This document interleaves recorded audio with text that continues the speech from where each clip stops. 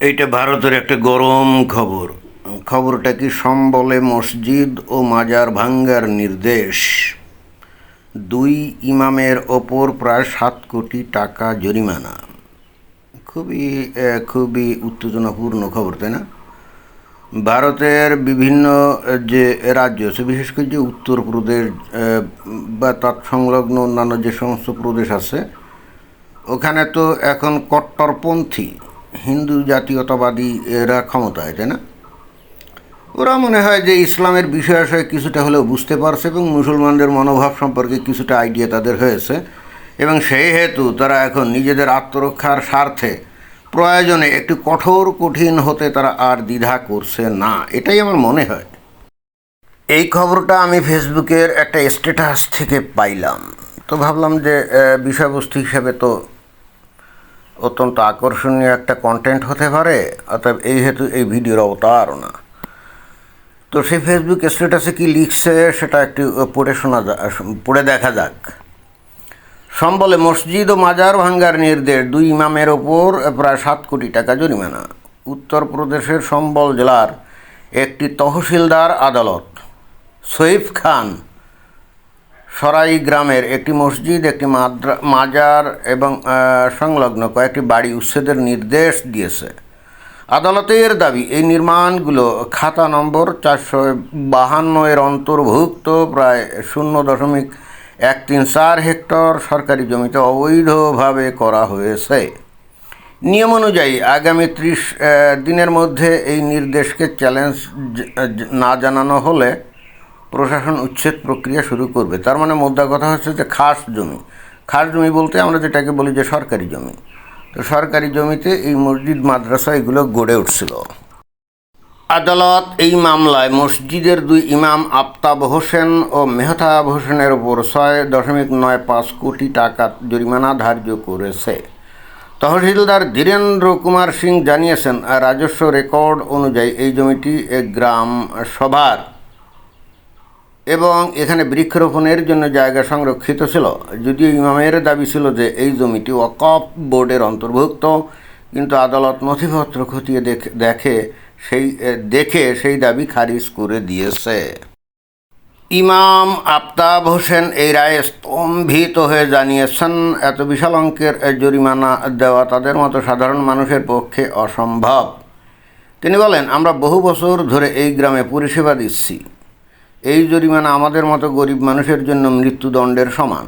স্থানীয় বাসিন্দাদের একাংশের অভিযোগ, উত্তরপ্রদেশে পরিকল্পিতভাবে মুসলিম ধর্মীয় স্থানগুলোকে লক্ষ্যবস্তু করা হচ্ছে।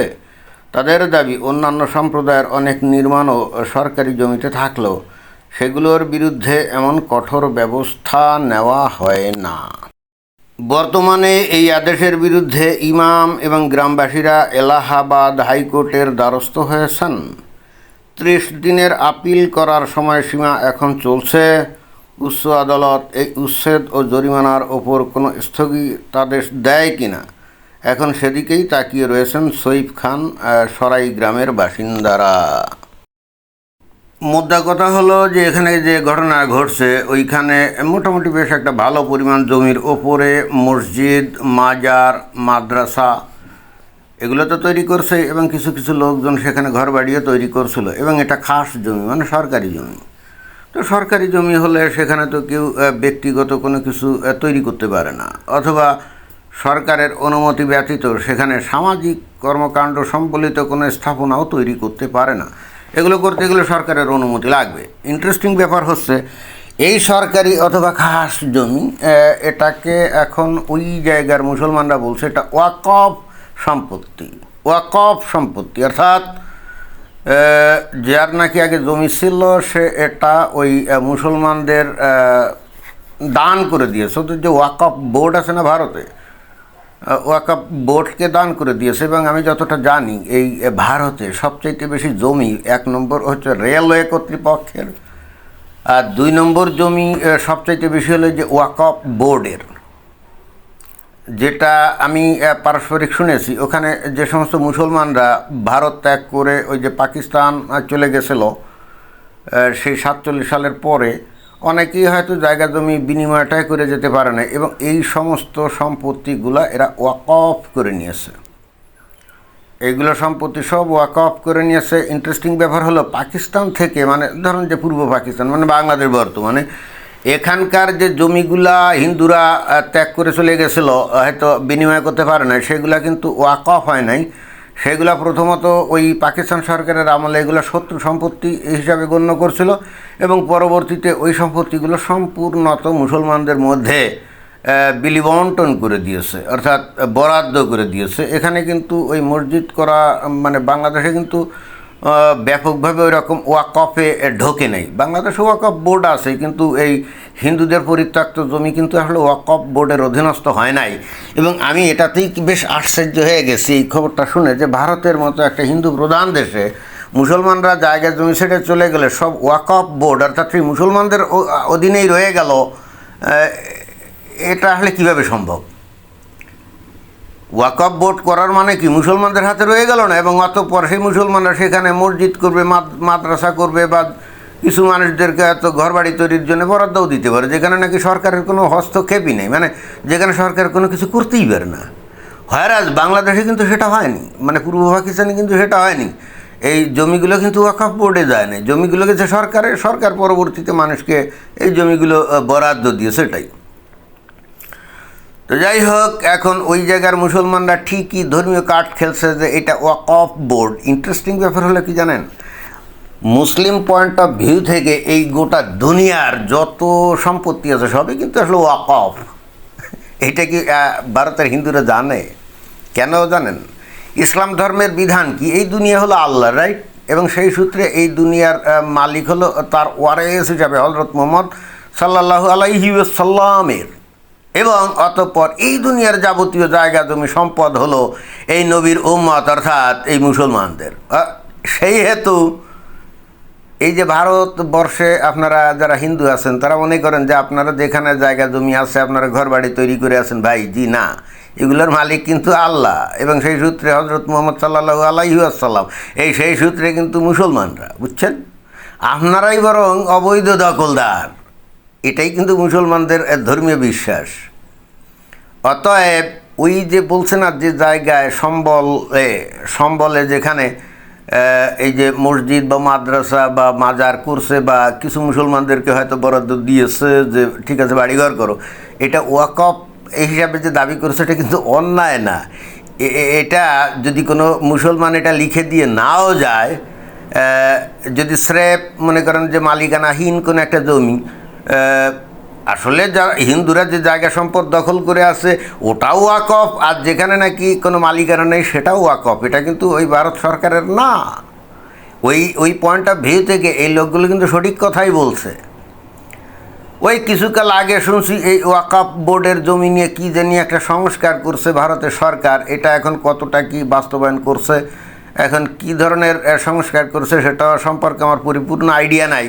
তবে যেটা মনে হয়েছে যে ভারত থেকে যে সমস্ত মুসলমানরা চলে গেছে তারা যে জায়গা সম্পত্তি ফেলে রেখে গেছিল, তো এখন ওয়াকফ বোর্ড যদি তাদের অধিকার ওই জমিগুলো রাখে, অথচ জেনুইন কোনো ডকুমেন্টস নাই, যে লোক চলে গেছে সে লিখিত পঠিত করে দিয়ে যায় নাই, এই ধরনের যদি কোনো ডকুমেন্টস দেখাতে না পারে, তাহলে ভারত সরকার মনে হয় যে ওই জমিগুলো অধিভুক্ত করে সরকারি জমি হিসেবে ডিক্লারেশন করবে, মনে হয় আমার ধারণা এরকম কোনো কিছু। অর্থাৎ আমি কি আমার কমন সেন্স ইউজ করে আসলে বললাম, আমি আপনাদের ওই সংস্কারের বিষয়গুলো আমি দেখি নাই।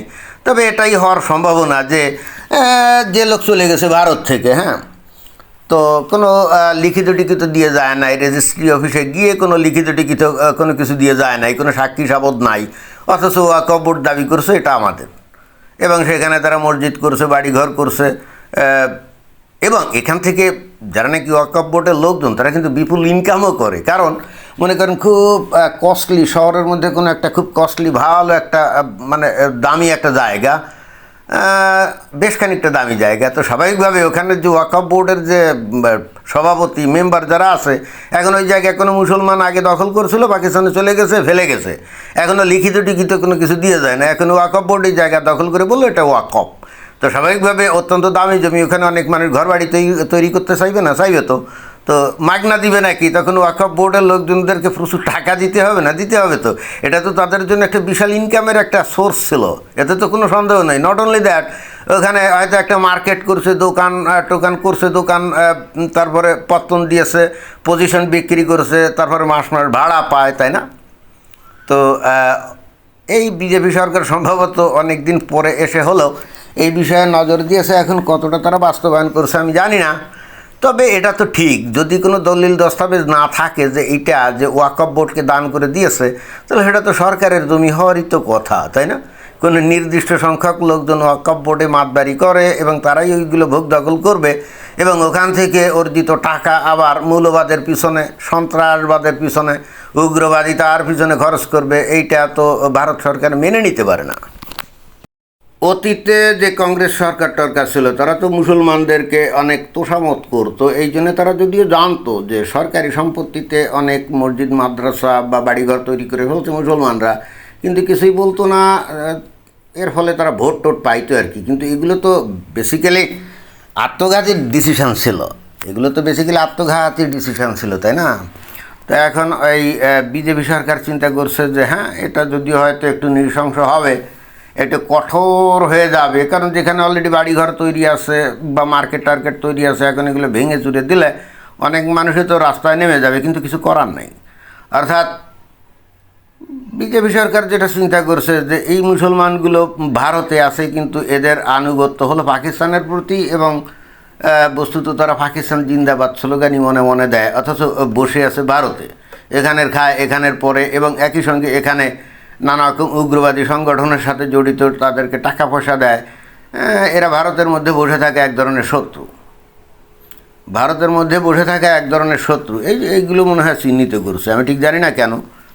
ওই একই অভিযোগ কিন্তু এই যে বাংলাদেশের মুসলমানরা হিন্দুদের প্রতি দেয়, যে হিন্দুরা যারা বাংলাদেশে বসবাস করে তারা এক পা ভারতে আছে, এক পা বাংলাদেশে আছে। কিন্তু মুশকিলটা হলো, বাংলাদেশে যে হিন্দুরা আছে এরা তো কারো কোনো ওয়াকফ জমি দখল করে তো নাই, কিন্তু জমি দখল করে নেই। এটা কিন্তু খেয়াল করতে হবে। ওই যে হিন্দুরা যে চলে গেছে, তারা যে জায়গা জমি ফেলে চলে গেছে, সেখানে ওই জমিগুলো তো হিন্দুরা তাদের ধর্মীয় কোনো সিস্টেমের মাধ্যমে তো দখল করে নাই, বরং হিন্দুদের নিজের যারা রয়ে গেছে বাংলাদেশে, তাদের নিজের জমিগুলাই অনেক ক্ষেত্রে তারা রক্ষা করতে পারে না। এগুলো ওই যে আগে পাকিস্তান এবং পরে বাংলাদেশ ওই যে শত্রু সম্পত্তির নামে ক্রয় করে ফেলছে, যারা নাকি বাংলাদেশে রয়ে গেছে, এবং অতঃপর এরা কোর্ট কাছারিতে গিয়ে অনেক দিন মামলা টামলা করে অনেকে ফেরত পেয়েছে, অনেকে ফেরত পায় নাই। এবং আমি মাঝে মাঝে বলি না যে আওয়ামী লীগের লোকজন কিন্তু হিন্দুদের জায়গা সম্পত্তি সবচাইতে বেশি দখল করেছে। বাংলাদেশে হিন্দুদের জায়গা সম্পত্তি যদি 100 ভাগ জমি মনে করেন বেহাত হয়ে গেছে, তার মধ্যে 90 ভাগ জমি এই আওয়ামী লীগের লোকজন দখল করেছে, আর বাকি 10 ভাগ হলো এই বিএনপি জামাতেরা। অর্থাৎ এই আওয়ামী লীগ ছিল বন্ধুবেশে শত্রু।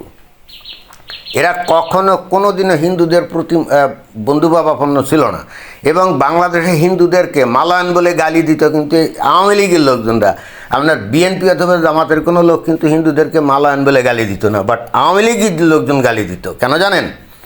কারণ এরা তো ওই যে ভারতের বন্ধু হিসাবে বাংলাদেশে মোটামুটি রাজনীতি করতো। বাংলাদেশে মনে করেন কিছু জঙ্গি টঙ্গি এদেরকে উস্কানোর সুযোগ দিত না। এইটুক করে এরা বাংলাদেশে হিন্দুদের উপর করতো না হেন কোনো জিনিস নাই।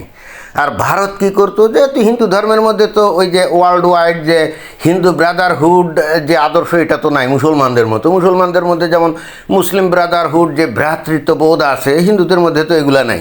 তো বাংলাদেশের হিন্দুদেরকে এই আওয়ামী লীগের লোকজন কচুকাটা করলো, কি জায়গা সম্পত্তি থেকে উচ্ছেদ করে দিলে, এগুলো নিয়ে চিৎকার করলে তো ভারতের কিছু যায় হয় না, এবং ভারত কখনো কিছু বলতো না। শুধুমাত্র কয়েক বছর ধরে এই বাংলাদেশের হিন্দুদের উপর অত্যাচার নির্যাতন হলো ওই পশ্চিমবঙ্গের যে বিজেপি, ওরা দেখি একটু চিল্লাচিল্লি করে, আর আগে তো একেবারেই করতো না। কিন্তু ওই পশ্চিমবঙ্গের ওরা চিল্লাচিল্লি করলেও তাদের কেন্দ্রীয় সরকার যে আসলেই বাংলাদেশের হিন্দুদের ব্যাপারে কিছু করে, এটা আমি এখনও দেখি নাই। যাই হোক, মোদ্দা কথা হচ্ছে যে এই যে বিষয়টা দীর্ঘদিন ধরে চললো কী করে, যে মুসলমানরা ভারত থেকে চলে গেছে, তাদের জায়গা সম্পত্তি কাউকে লিখে দেয় নাই, তারা ওয়াকফ হিসাবে এক শ্রেণীর টাউট বাটপার টাইপের লোকজন এগুলো নিয়ে ভোগ দখল করছে। এগুলো তো সরকারের খাতায় চলে যাওয়ার কথা, অর্থাৎ খাস হয়ে যাওয়ার কথা, যেটা নাকি বাংলাদেশে হয়েছিল। তো এখন এইগুলো সংস্কারটার করে এখন দেখা যাক কী হচ্ছে। তবে আমি নিশ্চিত এই যে ওয়াকফ যে এখন এই যে সংস্কার ভারতে করছে না কি একটা আইন, দেখবেন যে ইন দি মিন টাইম যেখানে এই ওয়াকফ বোর্ডের লোকজন জায়গা জমি দখল করে আছে না, কত জাল দলিল বানাবে। ওরা যখন খুঁজে দেখবে যে ওই যে মুসলমানটা চলে গেছে, কোনো দলিল কিছু করে নাই, এইবার ওরা কিন্তু নানা রকম জাল দলিল তৈরি করা শুরু করবে, বুঝছেন, যে দিয়ে গেছে এরকম। যদি সরকার খুব সিনসিয়ার হয় এবং কঠোর হয়, তাহলে এই দেখবেন যে এখন এই ওয়াকফ বোর্ডের হাতে প্রচুর জাল দলিলের আপনারা মানে নমুনা পাবেন। আমার কাছে সেরকম মনে হয়। তো এটাই ছিল বক্তব্য। ধন্যবাদ।